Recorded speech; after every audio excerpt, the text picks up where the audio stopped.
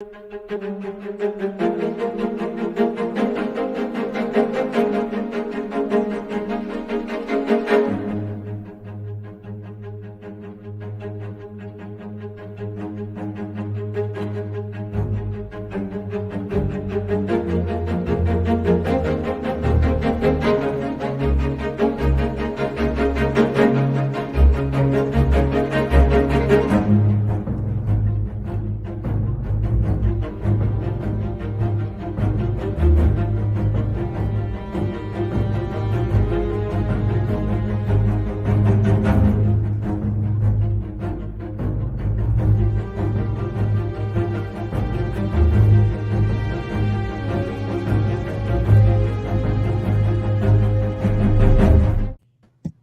evening, everyone. Welcome to Lift Moments on the Mend uh, with your fabulous people, myself and Dr. Xavier Coombs.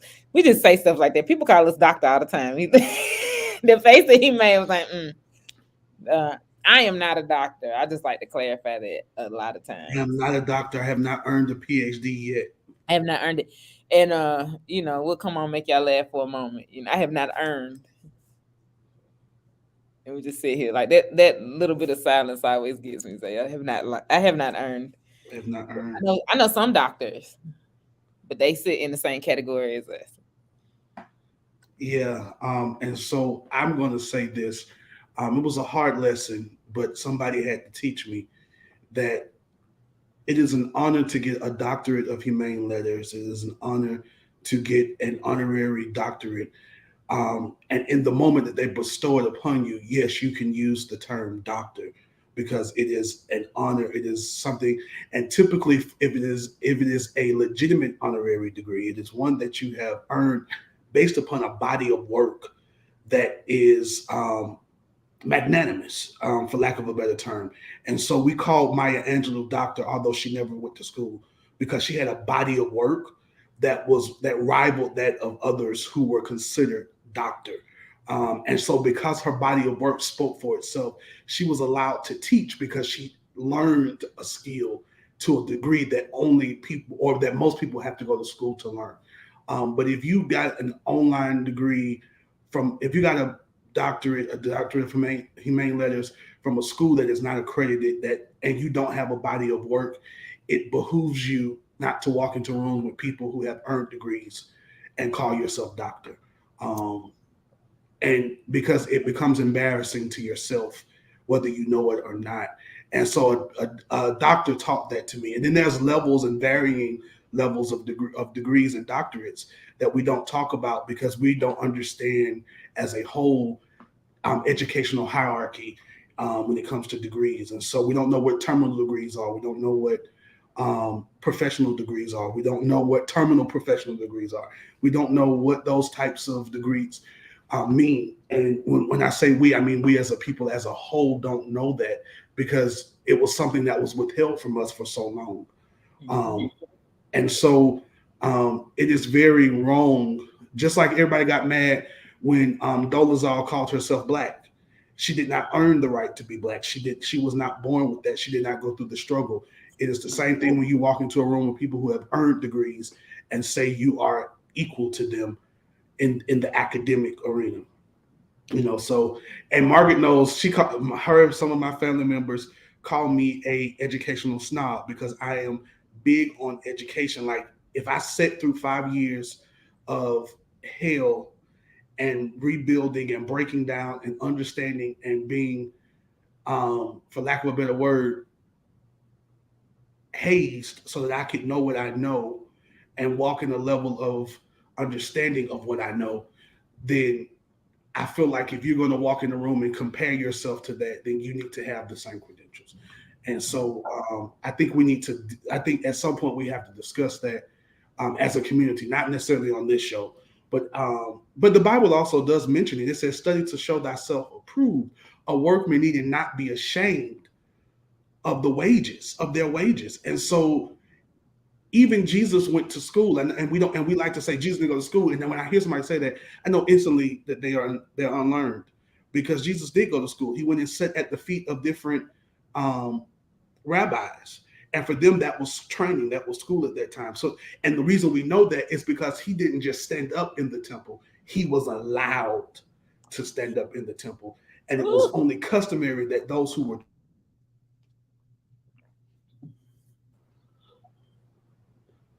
and speak. And so that's all. That was my little blurb on that. I'm sorry, you know how I feel I'm about it. glad you blurred because we're talking about some of that tonight. I have been reading or rereading the Politics of Jesus. I read it for school. Um, Aubrey Hendricks, your oh friend, yeah, I love him. we I know. say that I love him. So I've yet to meet him, but we know that you love him. That is your friend. oh, I love him. I say to people I love on this show. I ain't. Listen, I sound like I'm a show. I call out all of them. And some of the scholars that I love, they don't agree with each other. And I'm fine with that because I love all of them. They have all did something transformative in my life. Randall Bailey, complete transformative. Like when my grandmother died, he stepped in because I wouldn't be here today if it wasn't for Randall Bailey. Like yeah, you wouldn't even be able to count me here. Um Again, this is a part of the Bible study tonight for those who watch. Because you can hit spaces that are sacrilegious and desolate. And I did to the point where I wanted to quit, give up, and be done. So I always thank God for Dr. Randall Bailey. I thank God for Dr. Margaret Amer. Uh, Who is one of so the greatest preachers I have ever heard. she's amazing. And she doesn't have to raise her voice. At all. I won't talk about the one time because she's not here and she's going to swear to me, Xavier, I didn't do that, but I have it on DVD. But Margaret Amer is one of the is a beast. The Um, beast. and I thank God I never took her class, but for some reason we connected, and she chunked me off only as she could. She told me that I was afraid of her and I ran from her. But she said, "But you could have done well if you would have just taken me." Oh, Sometimes I wish I would have taken her.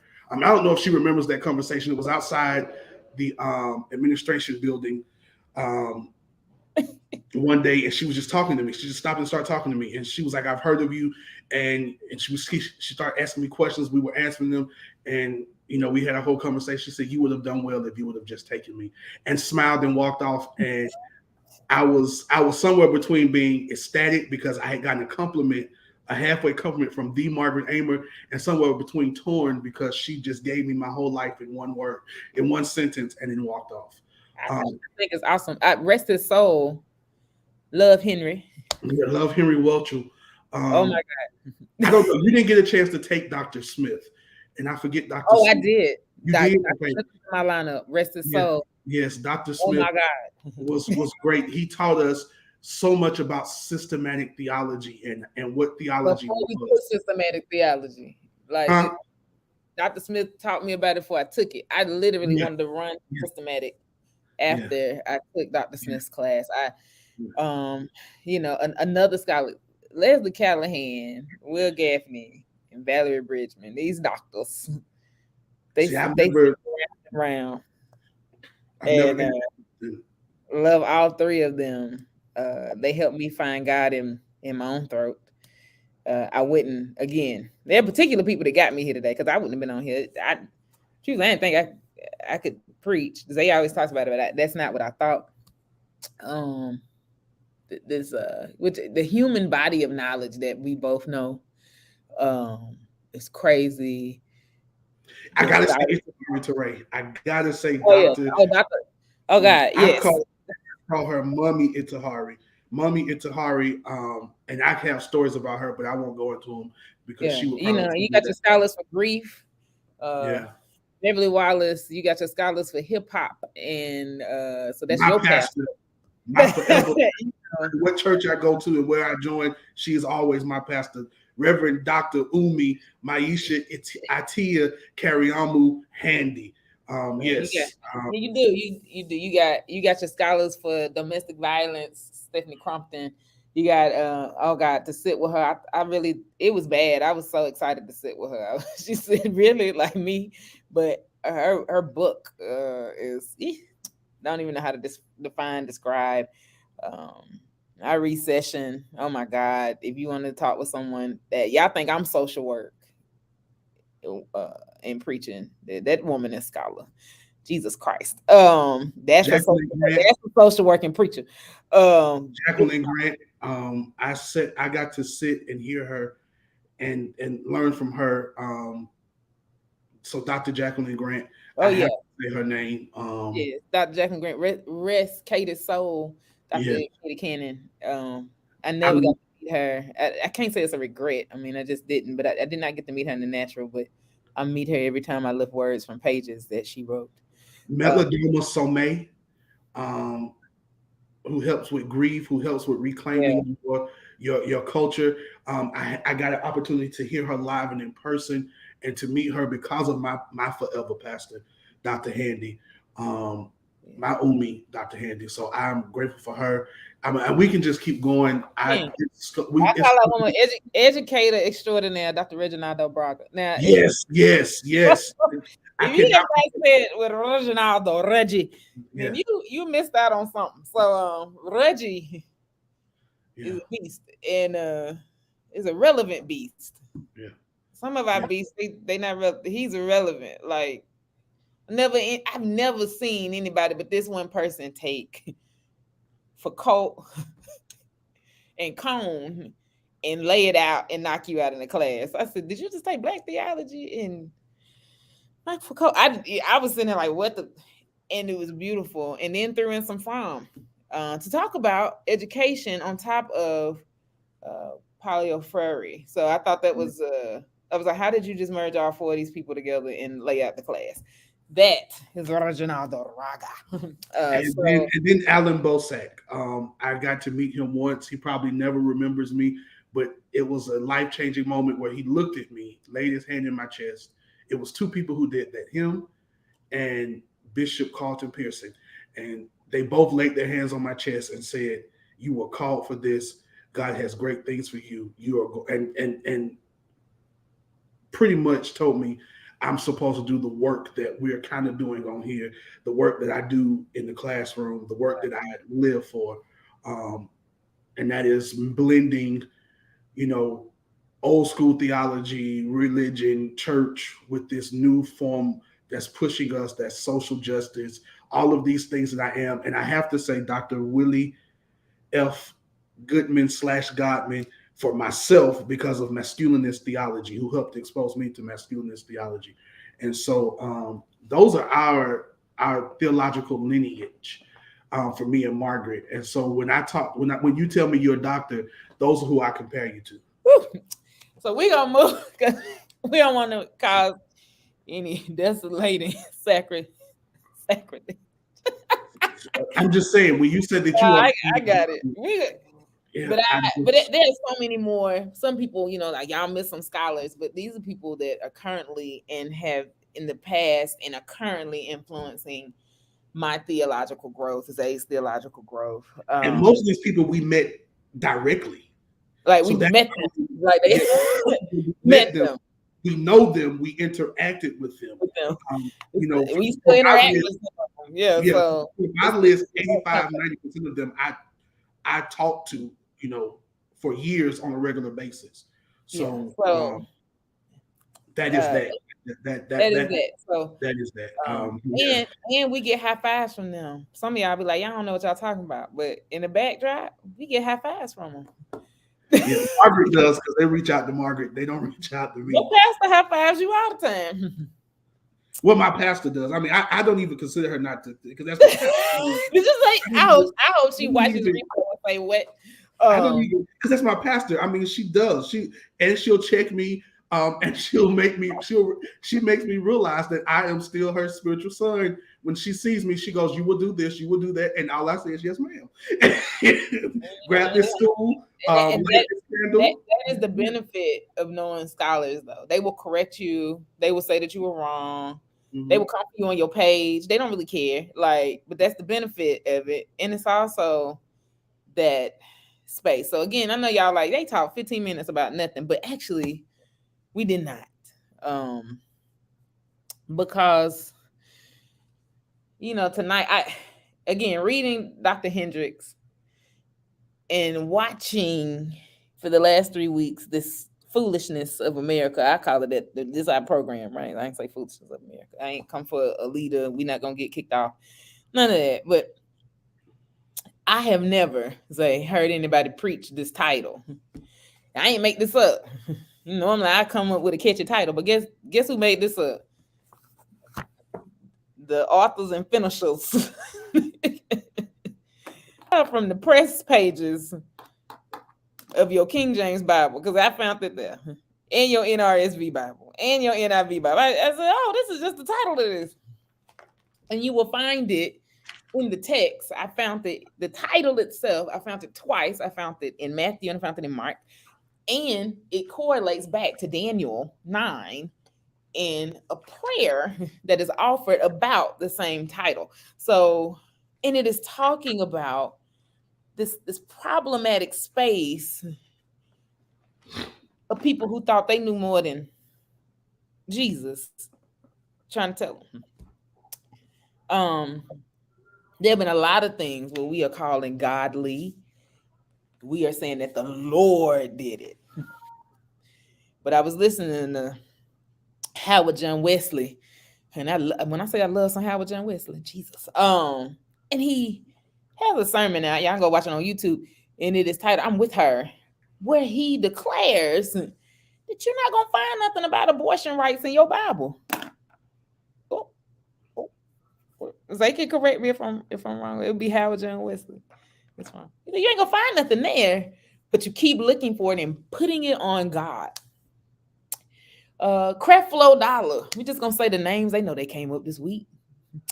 Creflo Dollar came up this week and said, you ain't gonna find nothing that mandates you in the New Testament to use the T word. He kept calling the T word. I don't think tithing is a dirty word, but he kept calling the T word. Where he came back and offered the Corinthians text about giving. Now y'all need to go watch it for yourself, because I can't sit here and say that I agree 100% with that man said. That's not me. But he said a lot of things that pastors say. But tithing is not in the New Testament. It is not. Oh, and then people say, no, you can find it in the text in the New Testament. And he said, no, in reference to Old Testament. It is not Jesus himself. It is two things Jesus never talks about in the New Testament: homosexuality and tithing. Now, Jesus does say render, or the text the text does mention render unto Caesar. I'm not gonna say Jesus said it. I'm correcting myself so nobody come for me.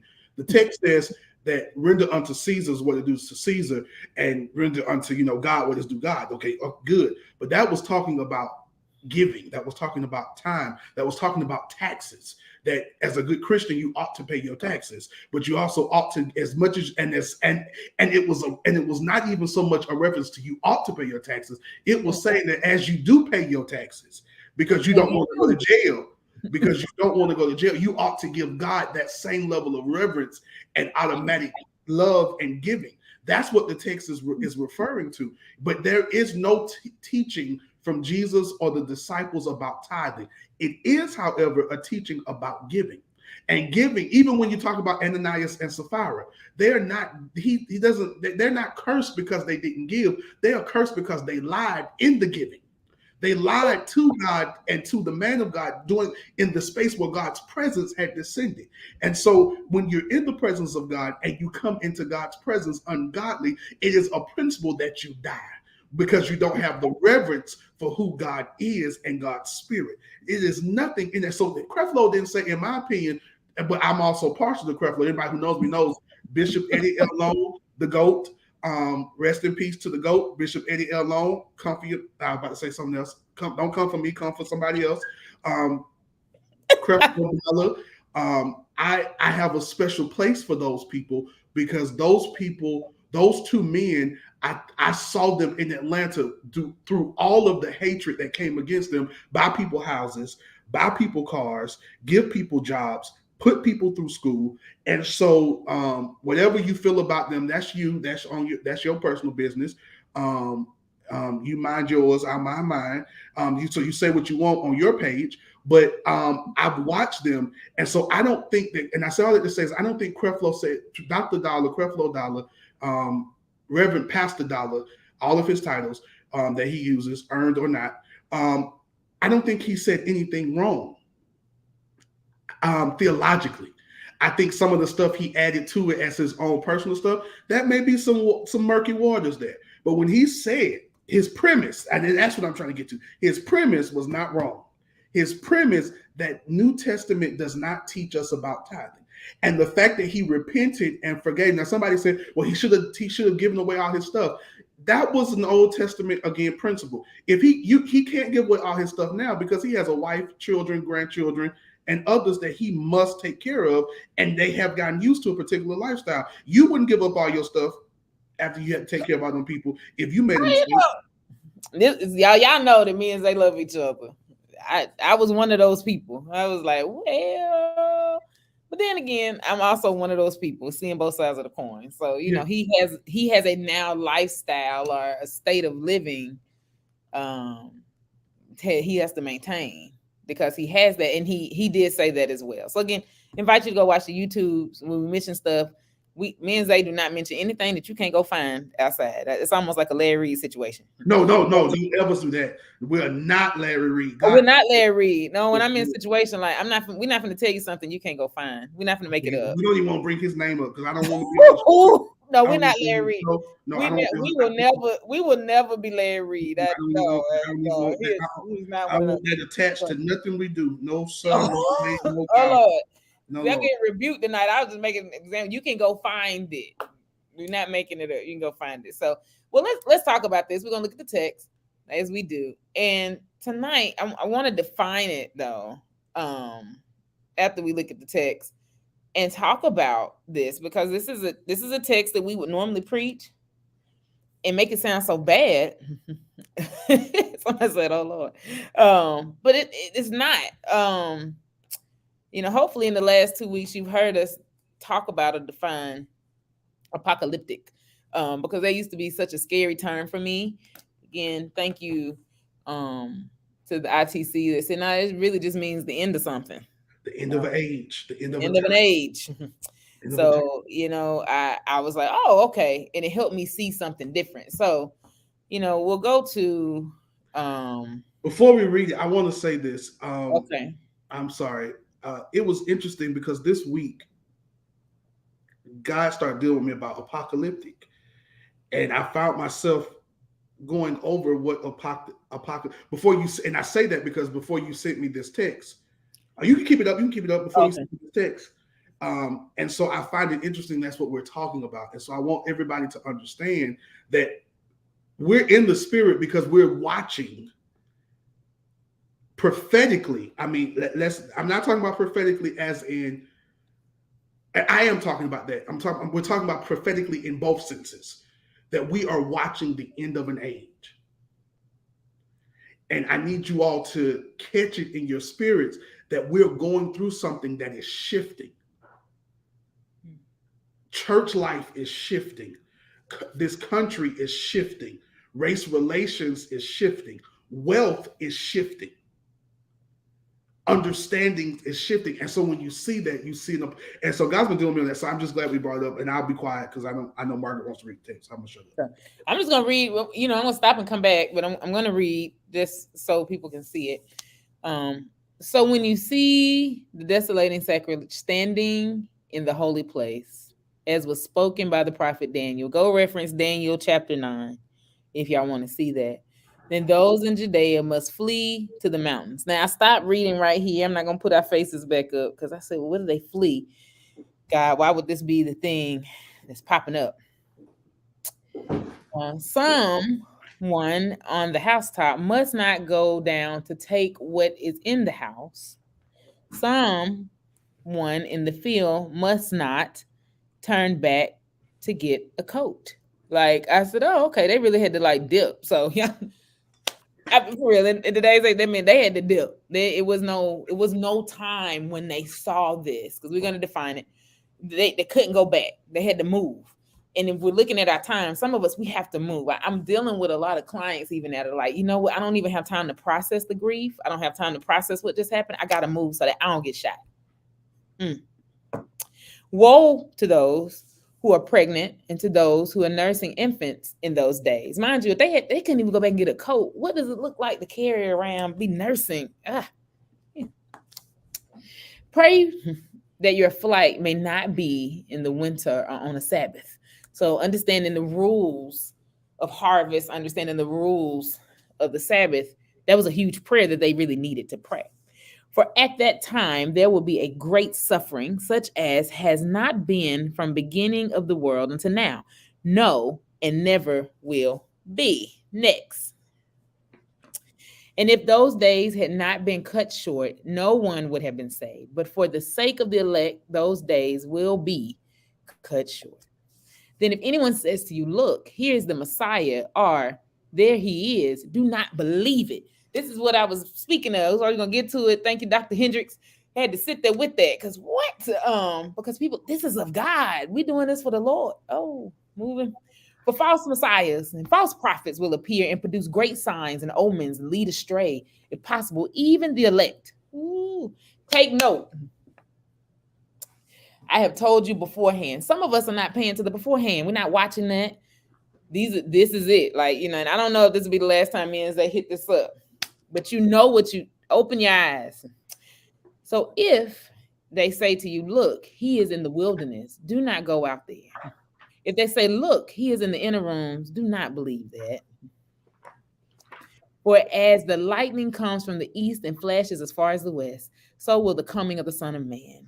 Wherever the corpse is, the vultures will gather. Yeah, that's some country stuff. I feel like somebody from Cartersville, Georgia wrote that. I lived in the wood. I say the former behind me used to say that. Because that's just the common sense behind it. That's what that is. That's good common sense behind it. Verse 28 is what y'all saw. So bringing it back. And I really want to go back to verse 23. Y'all knew this beforehand. So we're sitting here. Now I put back up the definition because I meant to leave that up. I meant to leave it where it was. So desolating sacrilege. I've never heard a pastor preach just what the text says. They find little pieces of the text and preach it. But I've never heard a pastor come and preach the totality of what that said. So tonight, we bold on this show. We're gonna touch it. There are a lot of things that people are saying that the Lord said do. Roe versus Wade. It's for saving lives. The Lord said do it. But they ain't talked about Loving versus Virginia. The Lord said do that too. We talk about how we're trying to focus in on stopping violence between police and civilians, and we talk about how we want to cut down the violence in our neighborhoods. We want to talk about gun control because that's the number one killer right now, in my opinion. I don't have a statistic on it. We just every day somebody dies from a gun. Every day. Zay and I both are gun owners.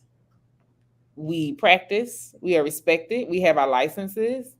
But now the state of Georgia even say you don't even have to have that. But we do, and I will keep mine because I want to be right in right standing with that. So we also say that we are fair in community with violence that happens, but you have a young man who received 60 bullets out of 70 in his body and had nothing.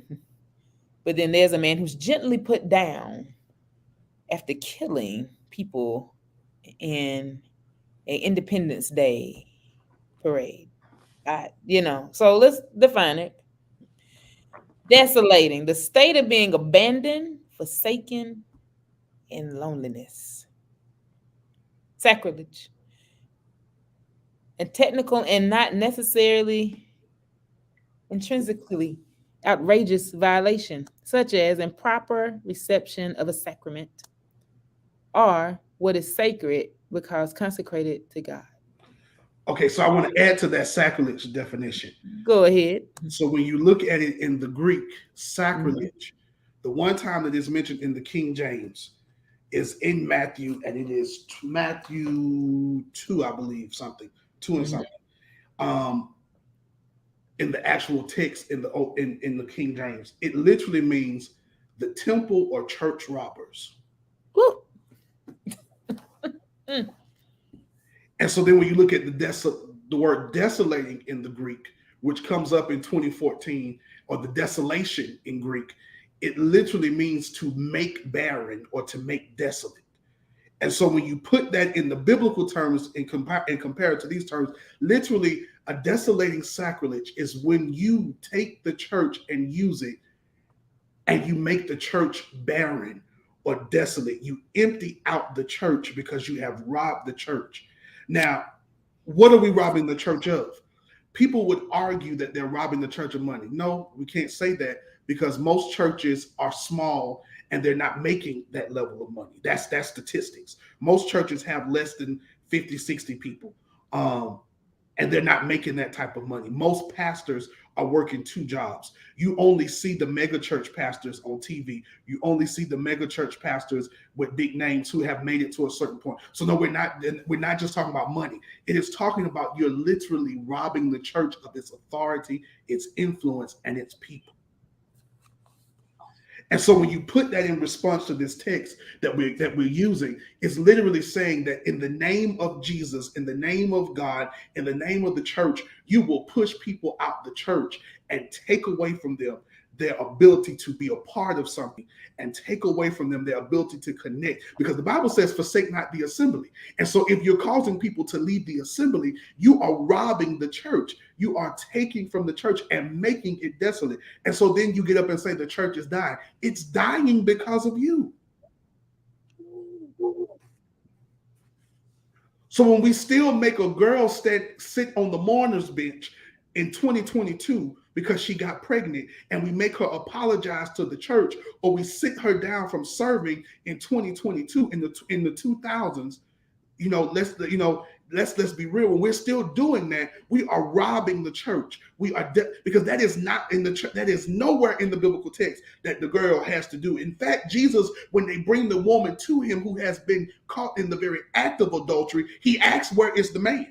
And then he turns around and he tells them, "You who have sinned, cast the first, who you who have not sinned, cast the first stone." So we should not be bringing folk before the church to make them apologize for something they did in their bedrooms. We should not be and if we're gonna do that, then let's do it to all. Let's bring the men and the women. So we're making the church desolate, and we're practicing sacrilege when we do this. So when you tell me that a woman doesn't have the right to choose anymore because you're trying to save a life, well, the Bible says that life was given and God blew into their lungs the breath of life, and they were human, and they were adults. So in the book, in the Bible, life starts when they breathe.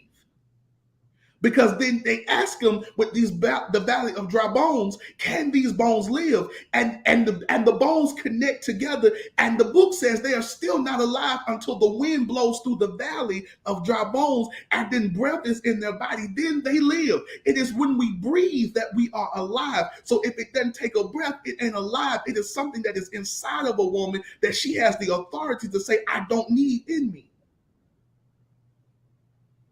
Because these same people will give somebody a kidney or ask somebody for a kidney. Well, it was inside of you. You ask somebody for a heart. You ask somebody for a lung. You ask somebody for an eye. Mm. You ask somebody for that was inside of you. You'll take out something when it's cancerous. You don't need it no more, but it was in you. It had life in it. It had blood in it.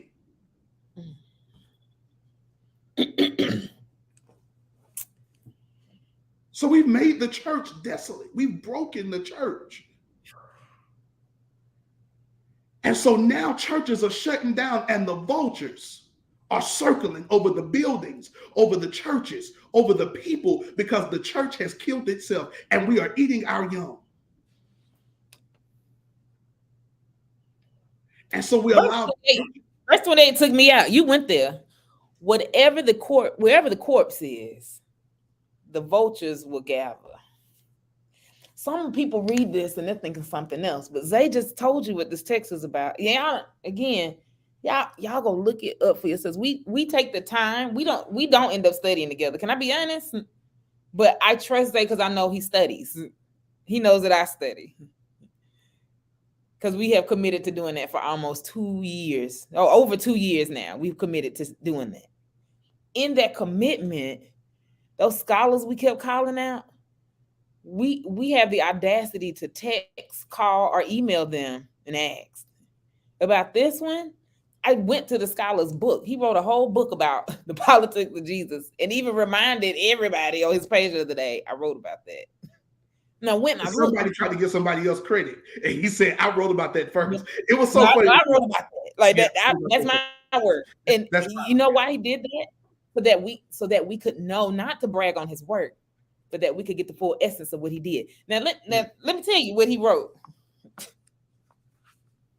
This right here, with it. Oh my God. Some of the most extreme manifestations in this nation of the dangerous convictions that one's own beliefs or the beliefs of God are seen in the bombings of abortion clinics and the murders of abortion providers by conservative Christian fanatics. But they are also seen in the very political and religious conservatives vigorously and often angrily attempt to force their views and interest on everyone as if their interest, by definition, are God's interest. You start killing your own people. Now, as me and Zay, this was not meant to be a series. I don't think it did, but we started out in Romans, breaking down particular texts that we seem to think we line up with. And we broke down where it went from talking to Hebrews or Israelites, came over to the Gentiles, but had to come back and realize in this day, it went from talking to people who think they Christians and people who think they Christians, because there's no judgment on that. It's how we operate inside of this belief that we have. And some of us genuinely believe that this is the only way that you're going to get what you get in the way I'm giving it to you. That's not true.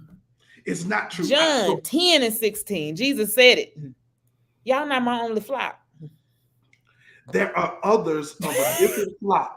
And so there are others who are of us, but are not of this flock, that are not of my flock. And so that lets us know that there will be other groups of people that are going to have a level of truth.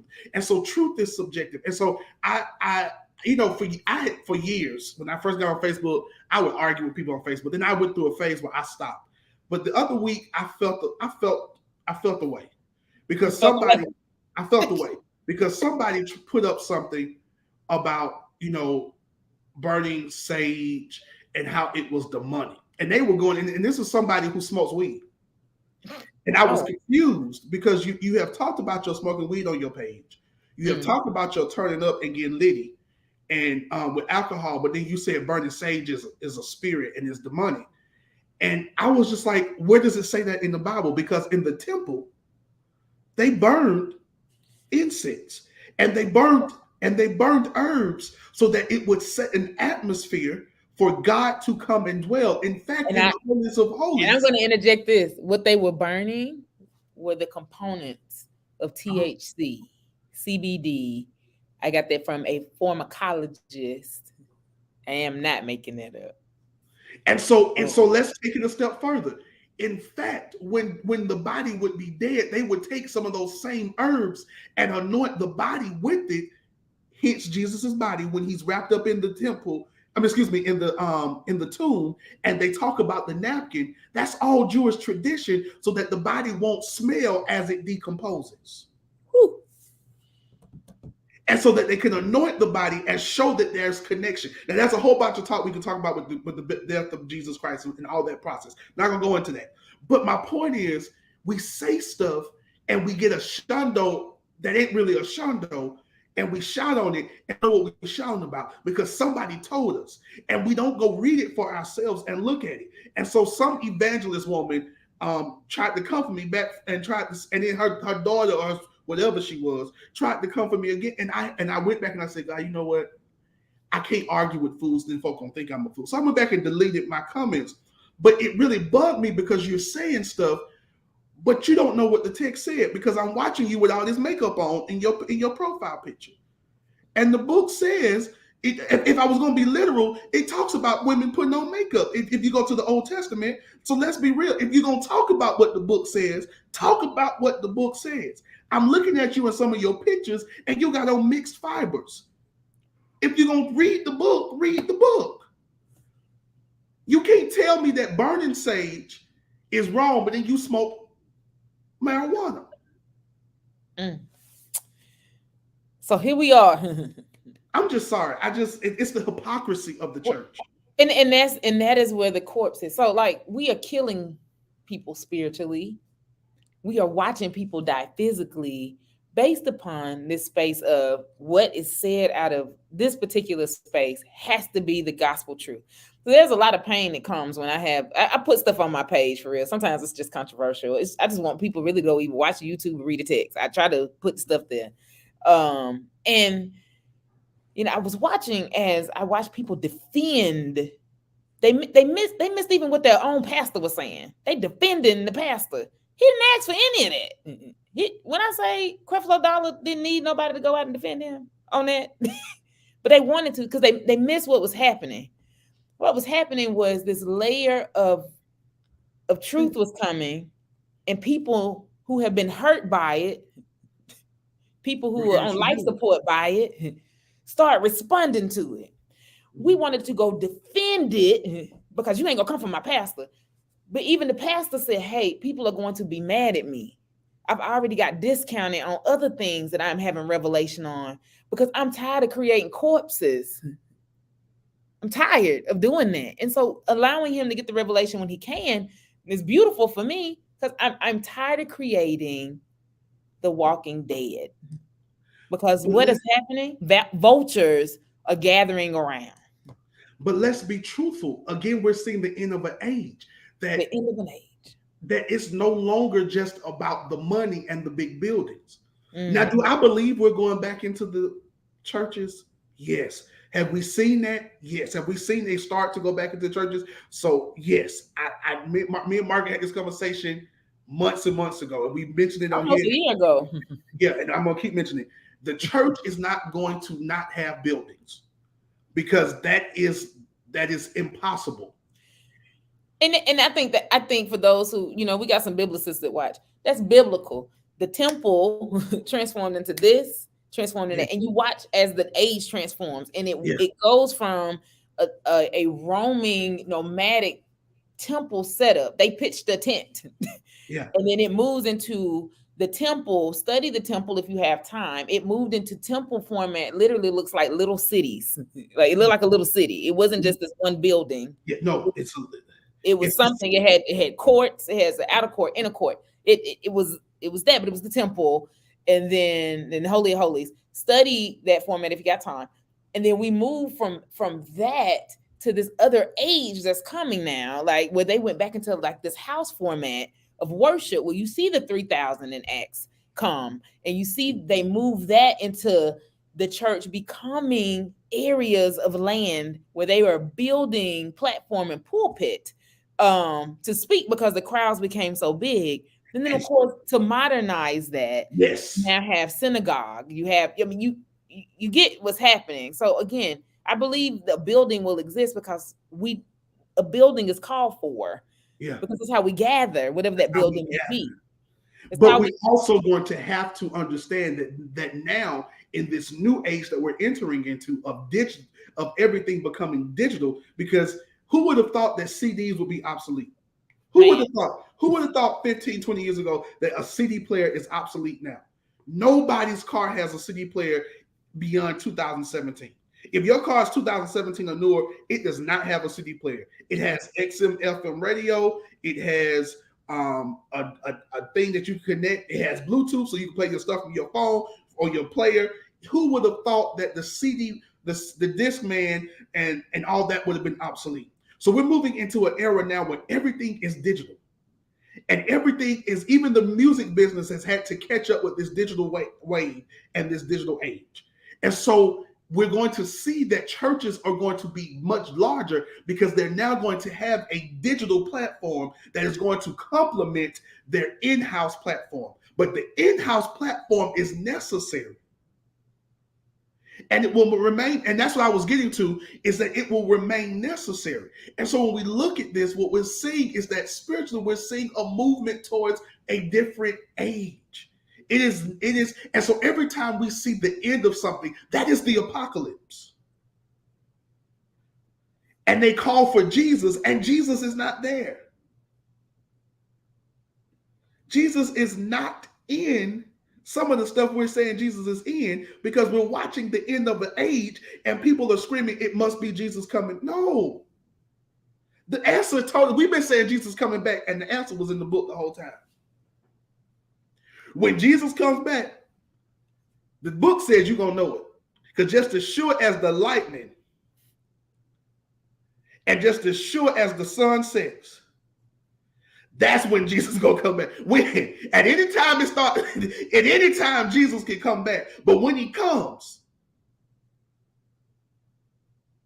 you will know it.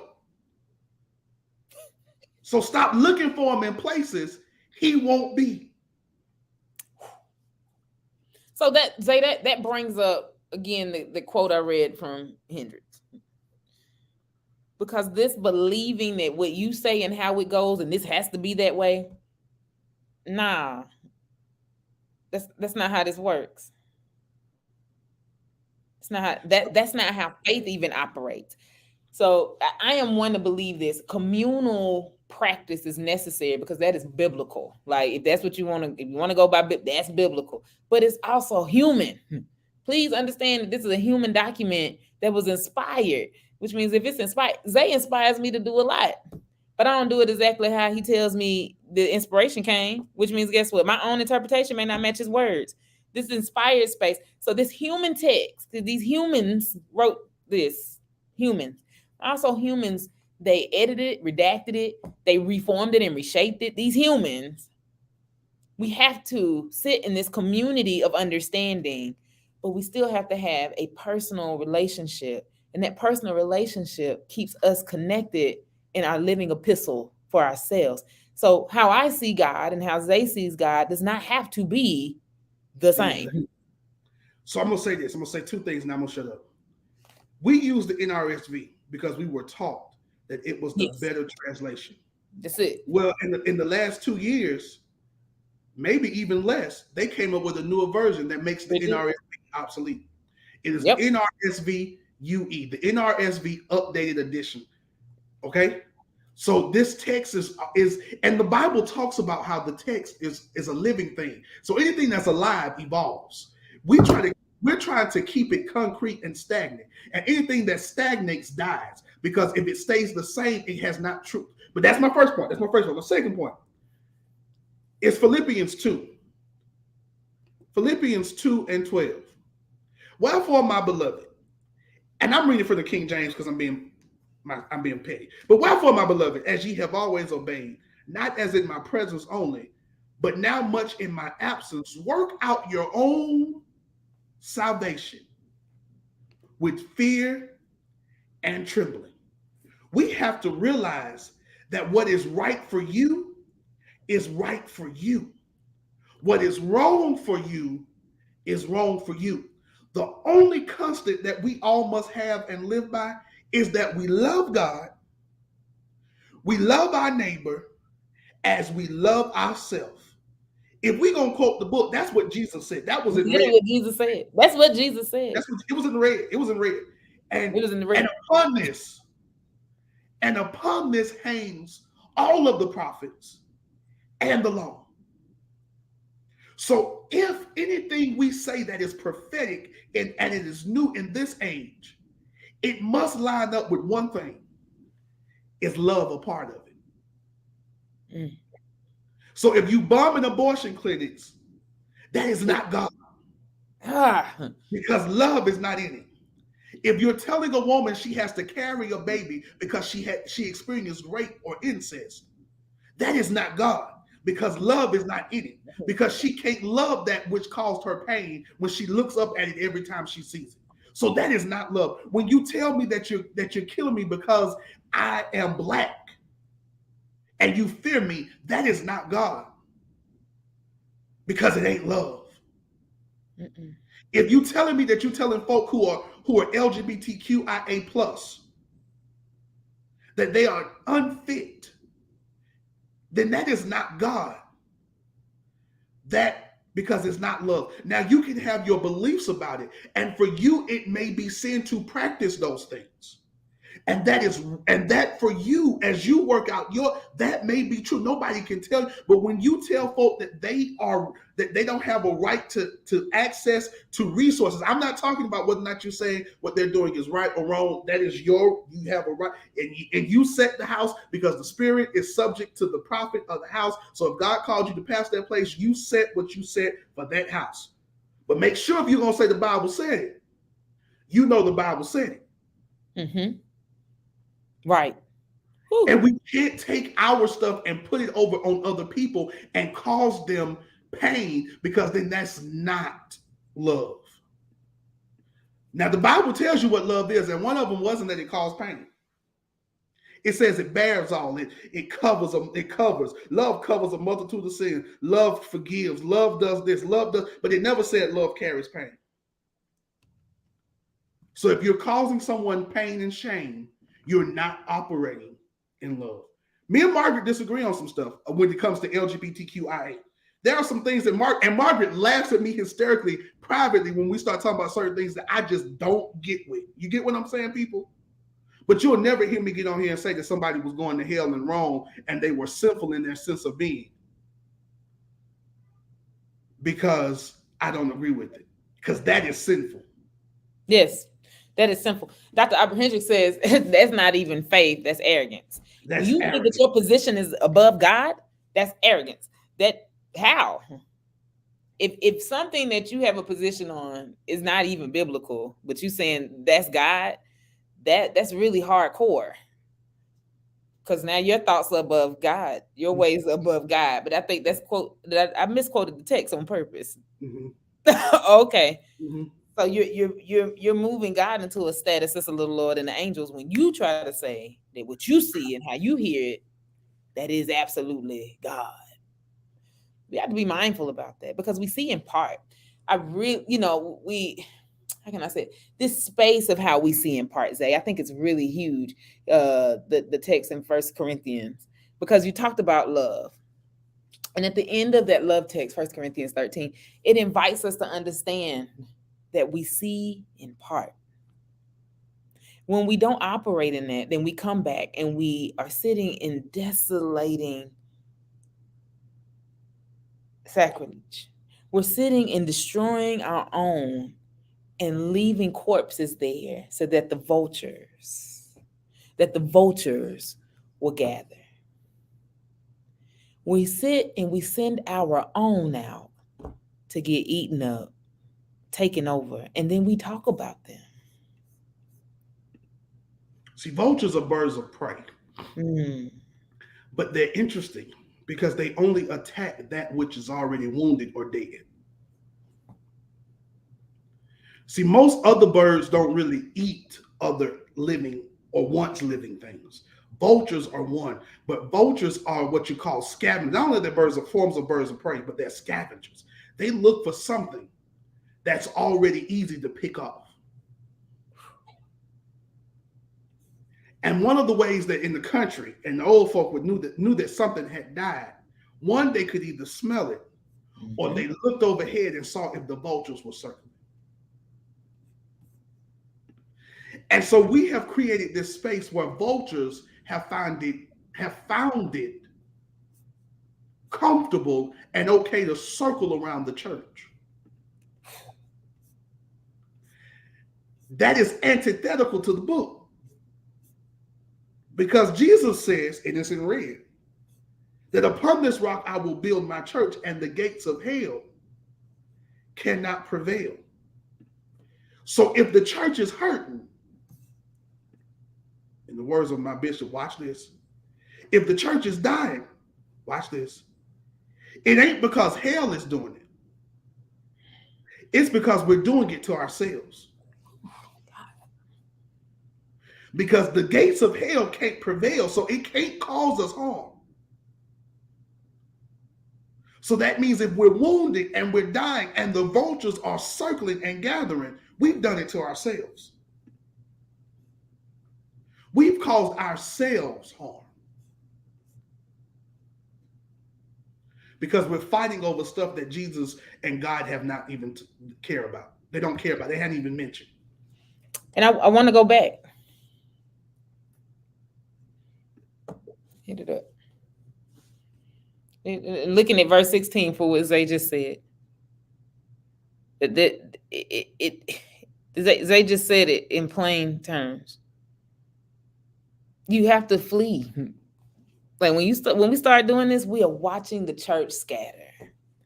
And this is how we are seeing this tonight. So, some people are like, I don't see this text like that. Yeah, this is how we're seeing it. Go look up the words. When you look at those words, we are watching the church scatter. Even go read the prayer of Daniel. Daniel is praying about this movement that is happening in that time. And so if you look at the history, every few hundred years, the church experiences the children, the called, the anointed, the Hebrews, all of those are connected. They experience some type of shift and some type of movement and some type of dispossession, and then they repossess that which God has called them to. Boom. But they only repossess it when they acknowledge that the reason they had to dispossess it is because they did not follow what God had called them to do. And it's a must. So, as you said it, Zay, it's a must at this point because we are shifting. And I tell my clients all the time, I can't stop time for you. Time is not going to stop for you. You may stop inside of time. You may stop your own movement, but time is going to keep moving. So they have to move. It's a must. They cannot return to take trinkets and things with them because the shift is moving. They cannot go get their coat. You can't turn around and try to fix it at this point because here we are at the end of the age. And what is coming is not going to give you time to get what you thought you were going to get if you don't already. So basically what it's telling us is you got to already be ready. Because if you think you're going to go back and get it, you're going to miss it. So yeah, Zay said it real plain tonight. Verse 22. And if those days had not been cut short, because you can't go back and get it. If I try right now to go buy a CD player to put in my car, they're going to laugh at me, the type of car I got. They're going to be like, for real? Because that's nostalgic. I can't go back and get it. There is no space in the car for that unit. It's not even a hookup wire for it. So I could go get it and put it in there, but it's not going to be relevant for the car. But the text is also implying to us that the time of suffering that we're experiencing is not going to last either. It's not, because the time had to be cut short. Yeah, but so just understand that what we're dealing with, you can't go back and get what you weren't prepared and already had. But also understand that the time that you're in is not going to last long. It's not going to last long. And this is why for false messiahs, false prophets, they will appear and produce great signs and omens to lead astray, if possible, even the elect. So let's go back. So the elect, everybody, gets excited about that. But some people are following into this. I don't know Creflo Dollar. I have never met that man. I don't know him. Me either. I've never met him. I just love his. But you know what he did? There was some spaces that went astray, and he's saying, man, I've been preaching something that isn't there. I've been doing things that are not there because this is what I was believing because it produced. So I said something the other day. Y'all watched the prayer. Principles work. If the principle of a light switch, the instructions, if I click it to the on position and they have paid the power bill, if I have paid my power bill, then the principle of it is if I pay the power bill and I click something to the on position in my house, then it should connect the wires to give me light. If the wires are connected. if the wires are connected. correctly. That that that's principle. If I have the fob to my car and I get it close enough to the start and I push it, guess what happened? Car got to turn on. The car got to turn on. That's that's the principles and the facts. Unless If the I car is put broken. my money in a savings account and it says that I'm just gonna speak it out. This ain't what it is. If it's 25% to my dollar, I would but guess what they have to do on the principle of it? They have to They give got me to that 25% on the dollar, every year. however they say they're gonna give it to me. Because that is the principle. Eh, that is what how that works. So it's going to produce great signs. And so the principle that they used, and let's be clear, that worked for all of them who were the prospect was the giving. It works. It works. It works. And that's why if you don't believe certain things, you got to be careful where you join. Because then you bring yourself, because the spirit is subject to the prophet. So if you don't believe in tithing, you can't join the church where they talk about tithing. Because then they're going to say you curse with a curse. And guess what you just brought into your life? When Jesus said that all curses have been broken, that he died to break every curse, and there are no more curses in Christ. So if there's no more curses in Christ, I can't be cursed with a curse if I'm really saved.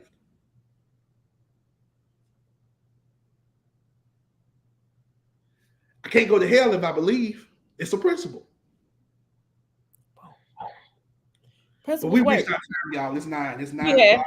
Because I know, yeah, these are the numbers that have stayed consistent since we have started this thing. You hear me? These numbers are consistent. It's like these people are listening.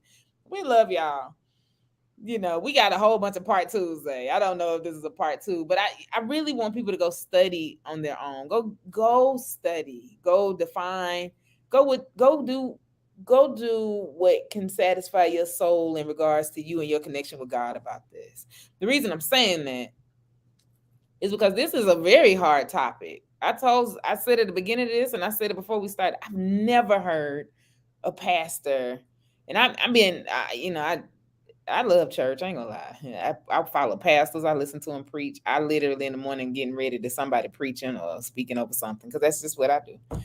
But I've never heard a pastor come in and preach this. And so as I was studying this week, I realized, you know what, this literally lines up with the times that we are sitting in.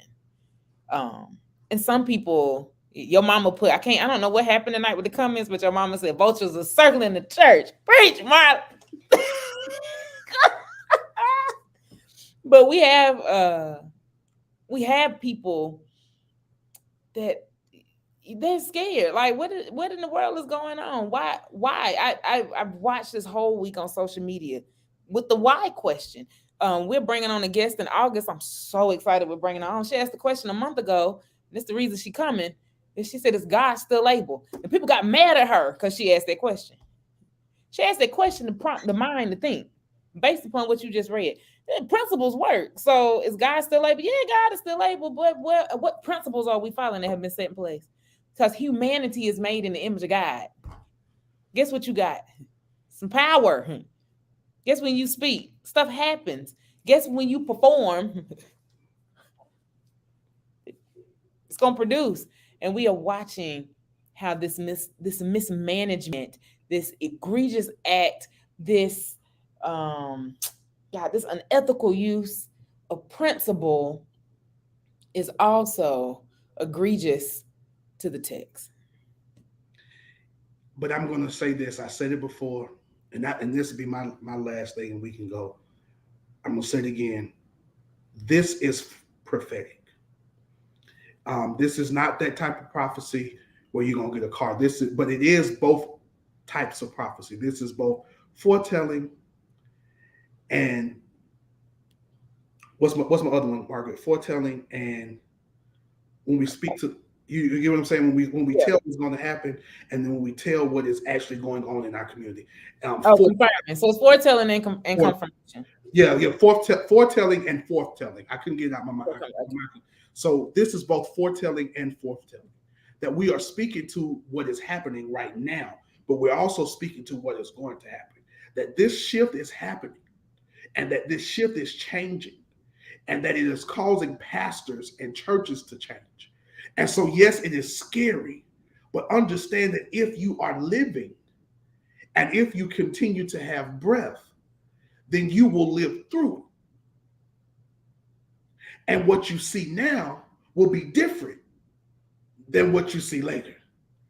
That doesn't, I mean, if you don't catch it in your spirit, then it's going to not make sense. But what you see now, you won't see this later. Because, and although the vultures are circling, we have the ability to speak life back into something that has died, even to the point to where it did start to smell. See, we got to use the book was given to us to speak life, not to ever take life. And so this is a prophetic moment that we're living in. We're living in prophecy. We're living in it. But we also have the ability to speak even more prophetically. So I just dare people to begin to declare prophetically what it is that they want to see happen in spite of what the situation is that we're experiencing now. Because churches are still buying buildings. They're still building. Even though the vultures are circling. Folk are still buying houses. Folk are still buying cars. Folk are still going back to school. Folk are still graduating from school. Folk are still having babies. Mm-hmm. Because they're able to speak prophetically. Even though what they see is also prophetically, they're able to speak beyond what they see. I hope that makes sense. I hope I've made sense tonight. Mm-hmm. Oh, you made good sense, Miss Levine. Miss Levine said that she enjoyed tonight. And then normally she say we good. She enjoyed it. So I just want to, I just dare the people to walk around and just start declaring, I shall see it. I shall. I shall see it. In fact, you start declaring, I see it. Now, your former pastor, I won't call his name, he says a lot of stuff that I don't agree with. But the spirit dealt with me on one thing he said that I believe is true. And it took the spirit to deal with me on it. That same grace. Same grace. That same grace. And I'm not going to shout. I'm not going to scream and holler, but I feel it in my shondo. That same grace. That same grace that was on Paul to survive and make it through storms and thorns and being exiled. That same grace. Same grace that was on Jesus to die and yet be resurrected, because the same power that was in him, he now gives to us. That same grace. That same grace that was on Creflo to build a multi-million-dollar ministry when he came out of College Park as a former Baptist preacher who dealt with CMEs and AMEs but was Baptist, and he was able to build a multi-million-dollar that has sites all over the world and the country. That same grace. That same grace that was on them, I declare that same grace on us and on everybody who's watching. I declare it. I receive it. That same grace. That same grace that raised folk from the dead, that caused people to be healed. That same grace. Because although we're watching it and the vultures are circling, if you keep reading, the church keeps moving and we keep living because that same grace is on us. So I just decreed the same grace. That same grace. If he ain't say nothing else right, praise is what I do, and that same grace. I give him those two things. Praise is what I do because I got that same grace.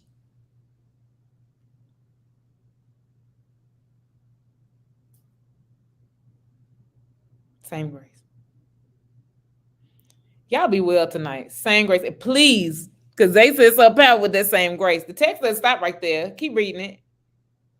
Because even Jesus comes back in red and says, I don't even know the time. I don't know the day or the hour. So keep moving because we are shifting. Only God knows that. So it's not an invite to stop moving. It's an invite to keep moving. Because that same grace. Y'all be blessed tonight. Be blessed tonight. We love y'all. Keep speaking that over yourself. See, speak beyond what you see. Some people ready to give up. Like some people are sitting in, I don't know, I guess it hit me too. Some people are sitting in a give up space. I don't know who's watching this tonight. You're sitting in a give up space. Like, I'm done. I'm over it. This is too much.